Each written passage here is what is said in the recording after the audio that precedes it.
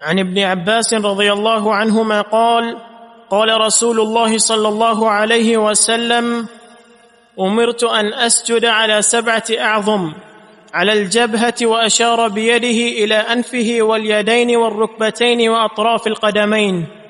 اس حدیث کا موضوع سجدے کی کیفیت. سجدہ بڑی اہم عبادت. نبی علیہ السلام کا فرمان ہے کہ اقرب ما یکون العبد من ربی وهو ساجد. بندہ اپنے رب کے زیادہ قریب کب ہوتا ہے؟ جب سجدے میں ہو.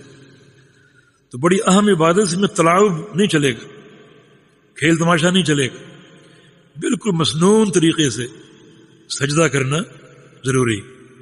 اور یہاں نبی علیہ السلام نے جو آپ صلی اللہ علیہ وسلم کے سجدے کی کیفیت تھی اور طریقہ تھا وہ جناب عبداللہ بن عباس نے بیان فرمایا ہے.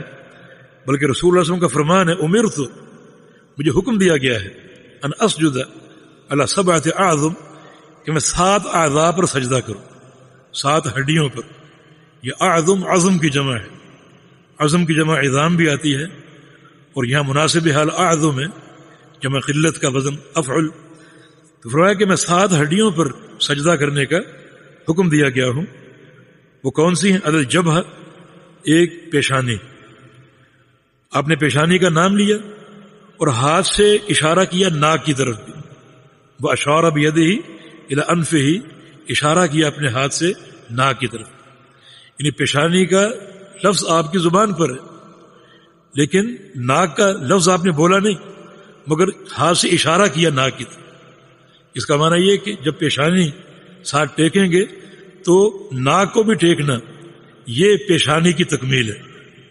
اگر صرف پیشانی ٹیکیں گے اور ناک اٹھائے رکھیں گے تو یہ پیشانی مکمل نہیں ہوگی، سجدہ آپ کا مکمل قرار نہیں پائے گا. بلکہ پیشانی کی تکمیل پیشانی کے ساتھ ناک کو ٹیکنے میں بھی اور زمین کو مس کرنے میں. یہ ایک عضو ہے، پیشانی اور ناک 2 عضو نہیں بلکہ دونوں مل کر ایک عضو یہ قرار پاتا ہے. وہ اشارہ بیدہ الی انفہ، اور آگے فرمایا کہ والیدین، 2 ہاتھوں پر، دونوں ہاتھوں کو زمین پر ٹیکنا ہوگا. والرکبتین، اور دونوں گھٹنوں پر.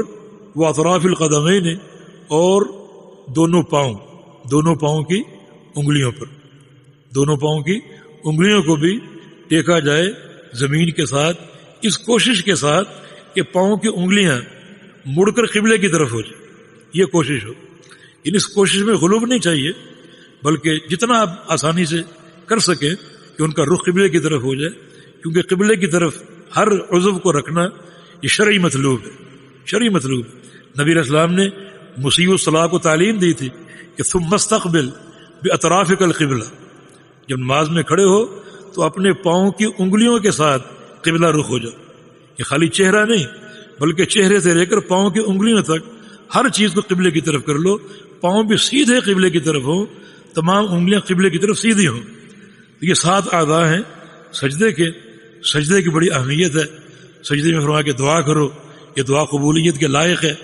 تو اس سجدے میں کوئی تلاعب، کوئی کھیل تماشا یا کوئی جو ہے وہ کوتاہی نہیں چلے گی، بلکہ رسول اللہ علیہ وسلم کا جو مسنون طریقہ تھا وہ آپ کے سامنے آ گیا.